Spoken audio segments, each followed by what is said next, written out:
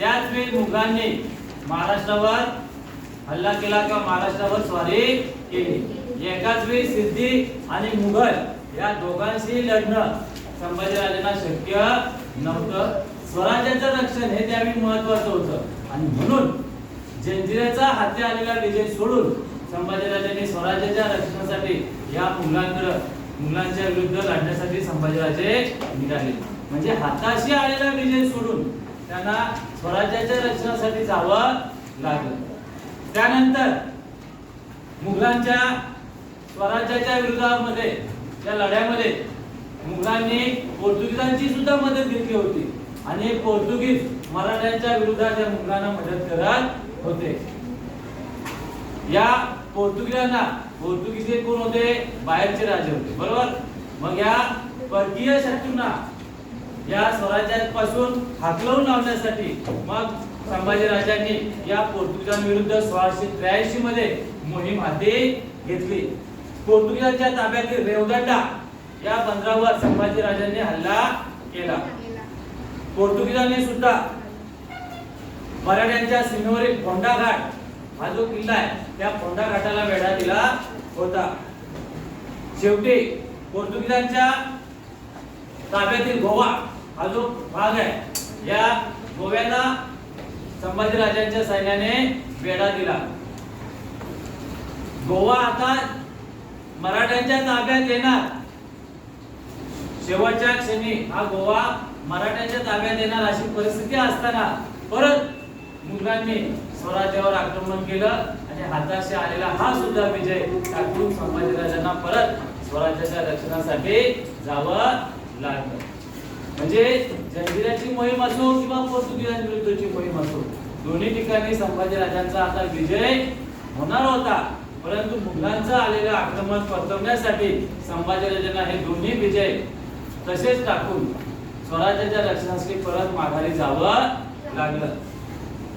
औरंगजेबाला मराठ्यांच्या विरुद्धच्या मोहिमेत काही यश येत नव्हतं। मराठ्यांचा प्रदेश काही औरंगजेबाला जिंकता येत नव्हता। तो शर्थीचे प्रयत्न करत होता, फौजफाटा बराच होता त्यांच्याकडे, तोफगोळा होता, परंतु तरी सुद्धा मराठे निकराने आपल्या स्वराज्यासाठी लढत होते।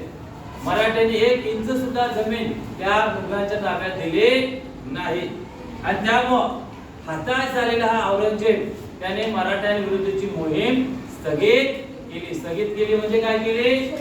थांबवली, सोडून दिली नाही, थांबवली। काही काळापुरती त्याने थांबवली आणि मग औरंगजेबाने आदिलशाह आणि कुतुबशाह ही जी राज्य होती ती जिंकण्याकडे आपला मोर्चा वळवला।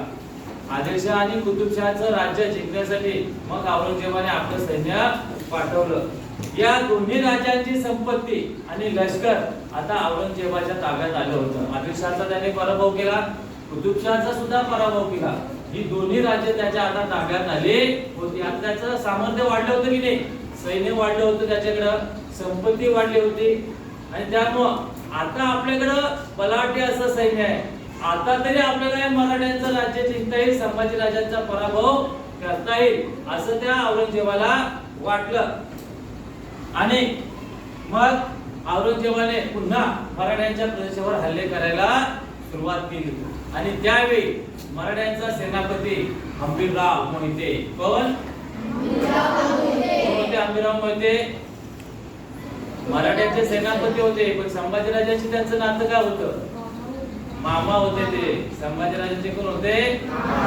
तर या हंबीरराव मोहितेंचा त्या युद्धाच्या वेळी त्यांना वीर मरण आलं। कोणाला? हंबीरराव मोहिते। कोण होते?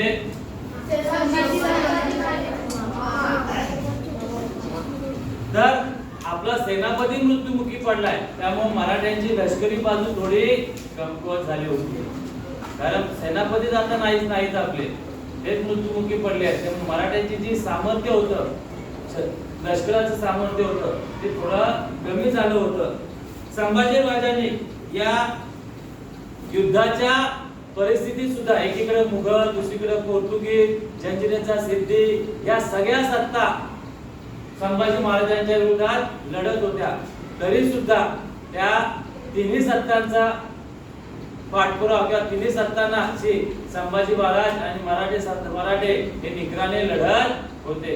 आणि त्याच वेळी जो कारभार आहे, मुलकी कारभार, आपण जिंकलेल्या प्रदेशाचा किंवा आपल्या प्रदेशाचा कारभार, हा कारभार सुद्धा त्यांनी चांगल्या प्रकारे पाहिला. नुसतं युद्ध करायचं आणि आपल्या प्रदेशाकडे दुर्लक्ष करायचं असं काही त्यांनी केलं नाही. आपल्या प्रदेशाचा कारभार सुद्धा त्यांनी उत्तमरित्या पाहिला होता. शिवरायांच्या काळात जो अशा प्रकारे कारभार होता, चोख न्याय व्यवस्था होती, महसूल व्यवस्था होती, तीच संभाजी राजांनी आपल्या कारकिर्दीत ठेवली होती. स्वराज्याविरुद्ध बंडखोरी करणाऱ्या विरुद्ध त्यांनी कारवाया केल्या. जे वतनदार किंवा जे जहागीरदार स्वराज्याच्या विरोधात कारवाया करत होत्या, त्या वतनदारांना, जहागीरदारांना अतिशय कठोर शिक्षा त्यांनी दिल्या. तुम्हाला सांगितलं अनाजी पंत बरोबर, अनाजी दत्तो बरोबर, त्यांना सुद्धा संभाजी राजांनी हत्तीच्या पायाखाली दिलं. का? कारण ते स्वराज्याच्या विरोधात, संभाजी राजांच्या विरोधात कारवाया करत होते. महाराणी येसुबाईंना त्यांनी राज्य कारभाराचे अधिकार दिले होते. ज्यावेळी ते युद्धात असत, युद्ध करण्यासाठी जात, त्यावेळी संपूर्ण कारभार, राज्य कारभार पाहण्याची जबाबदारी कोणाकडे होती?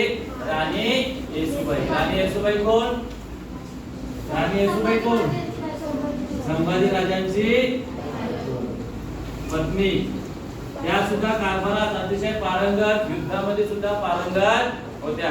तर त्यांच्याकडे राज्याच्या सर्व कारभाराची जबाबदारी त्यांनी दिली होती. संभाजी महाराजांना संस्कृतचं अनेक भाषा येत होत्या. जसं शिवाजी महाराजांना विविध भाषा येत होत्या, तशाच प्रकारे संभाजी राजांना सुद्धा संस्कृत आणि इतर ज्या प्राकृत भाषा होत्या, त्या भाषा वर त्यांचं प्रभुत्व होतं. त्यांनी ग्रंथलेखन हे केलं. बुधभूषण हा ग्रंथ त्यांनी लिहिला. कोणता? बुधभूषण. संभाजी राजांनी टिंबटिंब हा ग्रंथ लिहिला. कोणता? बुधभूषण. या मग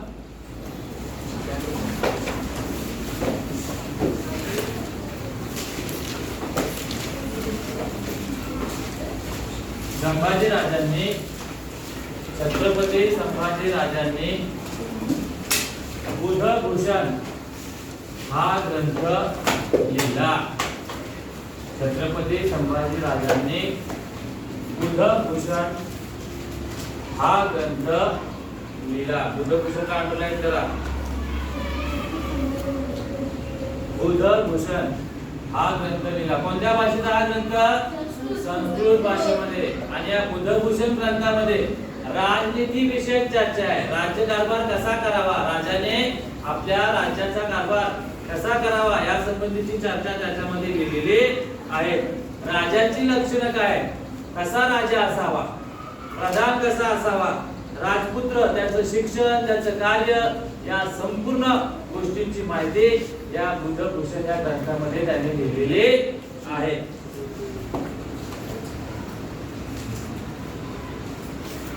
औरंगजेब हर तऱ्हेचे प्रयत्न स्वराज्य जिंकण्यासाठी करत होता, परंतु त्यात त्याला काही यश येत नव्हतं.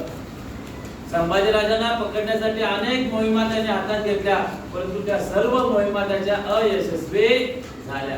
आणि अशाच वेळी संभाजी महाराज संगमेश्वर या ठिकाणी काही आपल्या मोजक्या सरदारांसह, मोजक्या सैन्यासह गेलेले असल्याची बातमी मुकरब खान या औरंगजेबाच्या सरदाराला मिळाली. हा तो मुकरब खान ज्याचा पराभव छत्रपती संभाजी राजांनी केला होता. तर त्या मुकरब खानाला संभाजी राजे फक्त काही निवडक सैन्यासह संगमेश्वर या ठिकाणी गेलेले आहेत.